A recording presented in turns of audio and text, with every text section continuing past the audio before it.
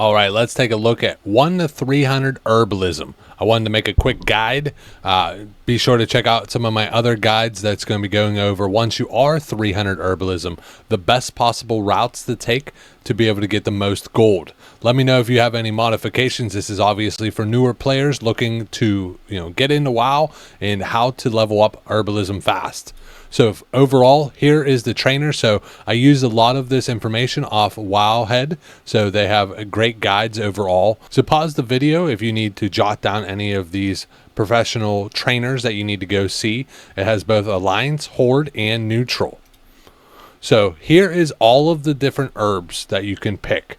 And it shows you the different levels that you can pick it at. When it is orange, it's going to basically be a guaranteed level up. Yellow, for the most part, it's like an 80% chance that you're going to level up. And green, you might have to pick a couple of them to be able to get this. But this is all of the different herbs in the game that you're going to be able to get your hands on. Obviously, the best one overall is the Black Lotus. So Herbalism, 1 to 70. You're going to be gunning for Peacebloom, Silverleaf, Earthroot, and Mage Royal. The best zones to go for these ones is the starting zones for Horde, the starting zones for essentially Alliance, Mulligore. You see the list below. Those core areas are going to have at least 100 different locations to be able to pick those different herbs and when you want to switch to picking the different ones. So from 70 to 115, you're going to still be going to get the Mage Royal in the beginning. Then you're going to step up to Briarthorn, Strangle Kelp, which is mainly near water, and Bruiseweed. So none of these are very lucrative as you're leveling up. Like I said, the most gold is you're going to make is when you get really above 200. So the best zones overall to be able to farm these is going to be Stranglethorn Vale, Westfall, Wetlands, and Hillsbrad. These locations will have over 100 different nodes to be able to farm for. So you'll want to take different routes to be able to go through to be able to really level up fast for here. Next up, 115 to 170. Still going to be going with Briarthorn, Strangle Kelp, and Bruiseweed, but now you're going to be mixing in Wild Steelbloom, Grave Moss, which is great. This is a great gold one. A great gold farm for here, depending on your class, is to go to Scarlet Monastery, and the graveyard has a bunch of different grave moss. So you can basically reset it and not have any competition.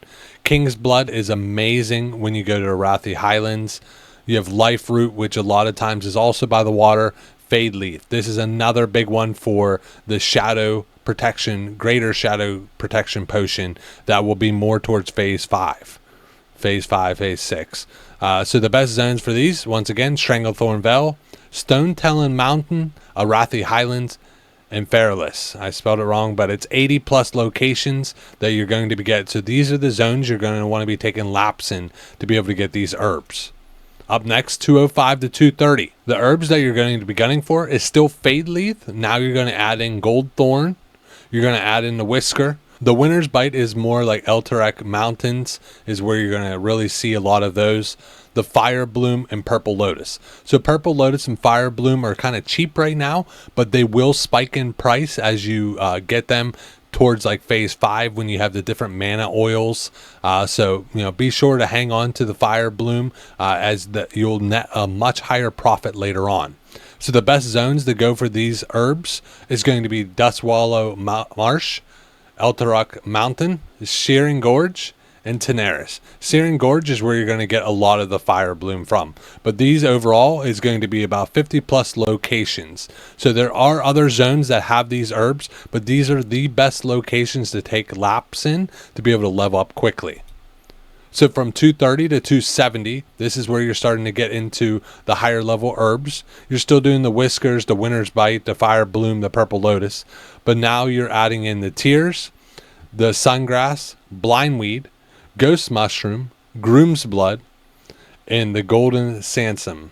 So overall, the best zones overall is going to be Fairless, Azera, the Hinterlands, and Blasted Lands.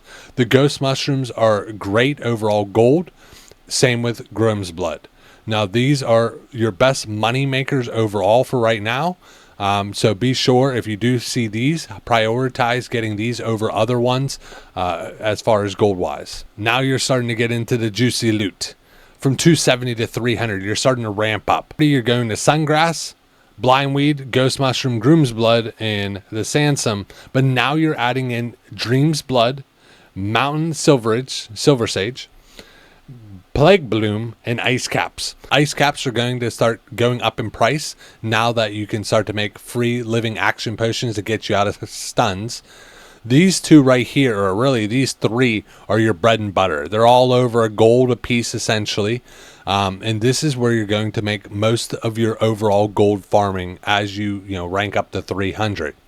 So now that they made the change for classic anniversary servers, when you get these higher level herbs and you are 300 overall herbalism, you'll have a chance to get Black Lotus, which on my server sells between 20 to 30 gold a piece. So it's a nice little boost. So I highly recommend these are the ones you're now gunning for. The best zones to be leveling up to get these: Azera, Eastern Plaguelands, Ungo Crater, Burning Steppes, and Winter Spring. So Winter Spring is where you're going to be getting your ice caps. Eastern Plaguelands is where you're going to be getting a ton of Plaguebloom. But these locations are going to have 80 plus different spawn locations to get these. Hopefully this was helpful, and let me know your favorite place to take laps and make the most gold. Always open to feedback. I try to make a ton of guides for newer players just getting into WoW Classic. And like I said, stay tuned. I got a different gold making guides of the exact routes I take in certain different zones to be able to maximize profit. So check that out, and until next time, game on.